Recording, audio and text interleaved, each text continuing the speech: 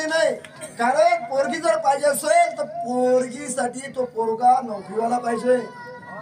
पोरगी जर चांगली स्मार्ट पाहिली असेल, एक नंबर देखणी असेल, तर ते तुमच्या माझ्यासारख्या पोट्याला भेटत नाही, ते नोकरीवाल्याला भेटते।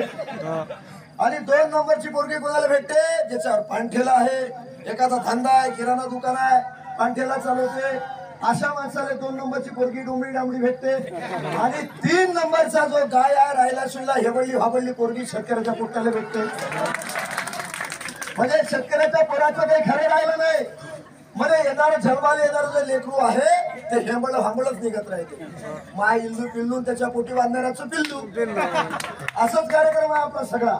म्हणून जरा तुम्ही अजितदादा गटाचे देवेंद्र भुयारे यांचं जे वक्तव्य आहे ते केवळ महिलांचा अपमान करणारं नाही, तर ते इथल्या शेती व्यवसायाशी निगडीत असणाऱ्या प्रत्येक शेतकऱ्याचा अपमान करणारं आहे।